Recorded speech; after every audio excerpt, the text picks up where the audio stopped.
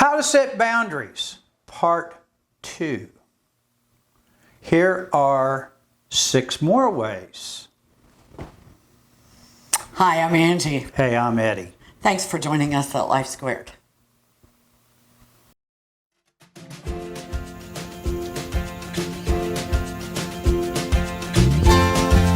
Welcome to Life Squared, brought to you by the Perfectly Imperfect Network, from imperfect folk everywhere.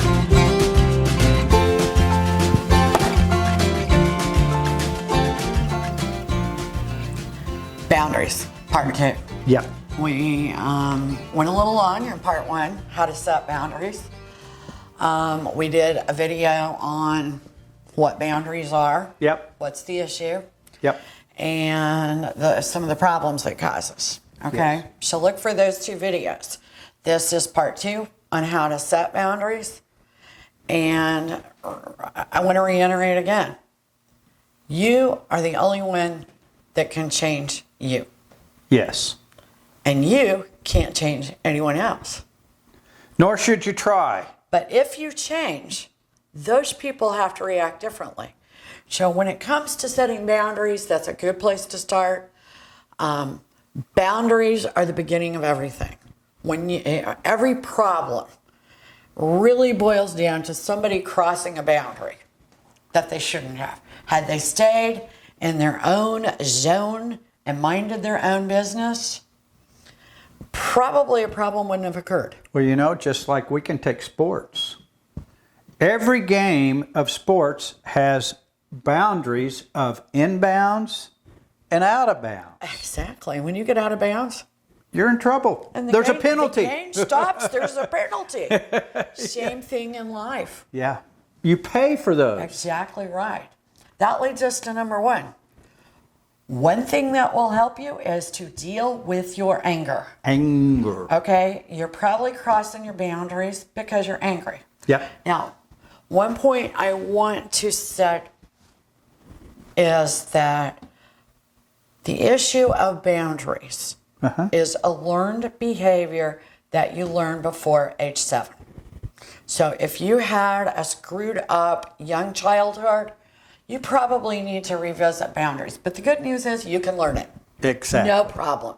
Well, I didn't learn it, so I'm screwed for life. No. No, you're not. No.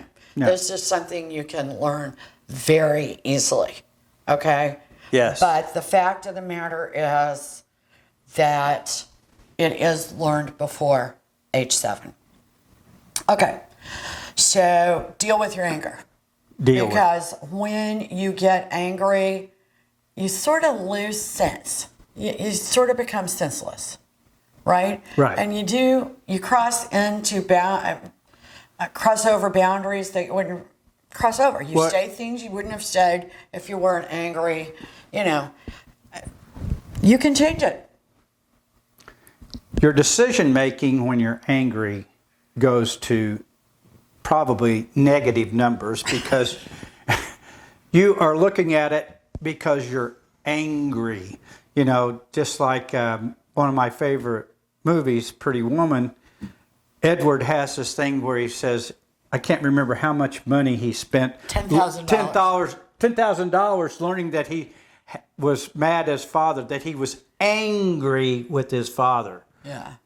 Wow. Yeah. What a miracle. But Yeah. But really, once you own the anger, Right. it's easier to get rid of it. Yeah. So, although he spent $10,000, and $10,000 when Pretty Woman was made is probably like about 40 now. So, Yeah, no So kidding. I do want to point that out. It was quite a bit of money At the time. It doesn't sound like it now, but it would have been quite a bit of money. But that was his first step to healing. Yeah. Was knowing and labeling, I'm angry with my Angry father. with my father. And he kind of knew that. So, number 2, practice appropriate relationships. Do the right thing. Yeah. Don't become inappropriate with somebody else's wife at work. Don't become inappropriate with a coworker.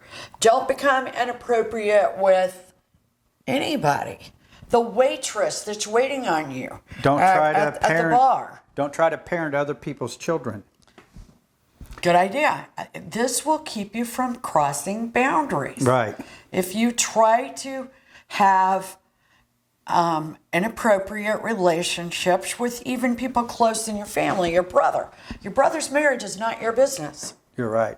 Okay?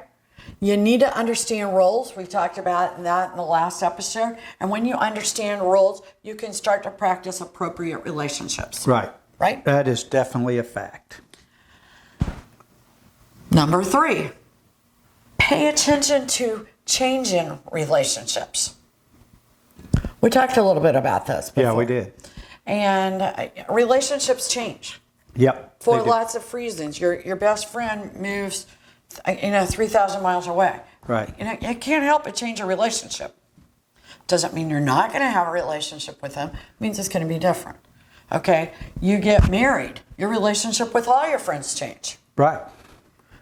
Children. Your children grow up. You need to understand them on a different level. As adults, you can't treat your 32-year-old like your 2-year-old. If you do, you got problems, okay? and you're going to have problems with that relationship. A lot of times, people will try to treat their adult children as if they were still little children. Right. And that, you can't do that. You can't do that. You have new boundaries as a parent. When your kid is 5 years old, when your kid is in middle school, Right. and you're trying to teach them things like don't run out in the street, don't talk to strangers, all of these things. Well, that's a little different than when they get in college. Right. Hopefully you're not trying to teach them that. Right, yeah. If you do, you're walking over boundaries and you're insulting them. Right. And you're into parts of their lives where you don't belong. Yep. The idea is that you teach them things and it carries through. Sometimes it doesn't, Right. okay? But you still have to respect that boundary. That's true. Number 4, prioritize. Yeah. Prioritize things in your life, okay? Then you won't be all mixed up and, success sort of relates to prioritizing. Yes, it does. Okay, because we don't have time to do everything. Yeah.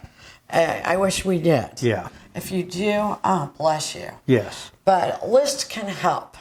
And numbering the lists by priority helps. I know it's helped us a lot. It has. And another thing, too, that we've learned by doing these lists is your priorities can change on a dime.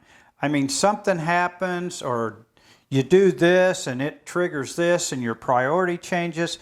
And you got to be able to change with that. You got to be able to maneuver. You got to be able to switch midstream and switch your priorities. Your list might become completely different. You might be on number 4 and down on number 15 becomes the number 1 priority. Well, I'll tell you how bad it is. You come home for lunch. Yeah. We will be sitting there having lunch and saying, okay, we're going to do this video. We're also working on another project, a writing project. And those are the most important things in our life. And you get a phone call. Yeah. What happened?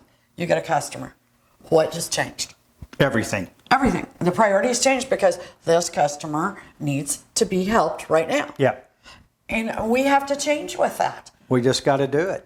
And you know what? It's okay. And if you prioritize and understand that can change, It's okay. you're going to be less upset when it does happen. It's just like going to work. You got the busiest day of your life. You're a lawyer. You got to go to court, and the school calls, your kid's got a fever. Right. Uh-oh. Everything just changed. Right. Now, if you don't have help, that just became your priority. You got to call over to the judge and go, you know what? My kid's really sick. Right. It happens, and it happens to everybody. Which takes us to number 5. Number 5. Communicate. The best way to communicate is to listen, which Doesn't sound right, does it it? doesn't. But you need to talk, and you need to explain things. But you need to listen and hear what someone's saying so that you can react appropriate. Don't finish their damn sentences. Okay? Stick to what they're saying so that you can interact with them from their viewpoint. Yes. Communicate with them, not at them. At them, or, they say all this stuff and you just go on and you do it like you thought you were going to do it in the first place. Yeah, like you're too busy thinking about what you're going to say instead of paying attention to what they just said to you. Yeah, you're going to want to, when you don't listen, mistakes are made. When mistakes are made, you sort of want to put the blame on somebody else, and then you cross boundaries. Things happen. Exactly. You cross boundaries. One way you can keep that from happening is to listen. Listen. That's why you have 2 ears. And ask questions. Ask questions, by all means. When you listen, you don't understand. Even if you do understand, ask questions. Right. Number 6, listen to your gut. And if your gut doesn't talk to you, I'm going to say get a therapist. Yeah. Because you really do need to have your gut talking to you. And what your gut tells you, listen to it. And your therapist will tell you to listen to your gut. Exactly. Get in touch with your gut. It's talking to you. You might not be hearing it, but get some help so that you can hear it. Because when your gut's reacting, something's wrong.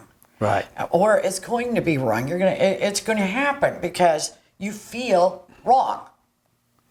Yes, and when you're making a decision, when your gut tells you that this is the right decision, even though sometimes it might not seem the right decision at the time, most of the time that's the right decision, believe it or not. Right. That's the way it works out, because intuition is a very good thing. It is.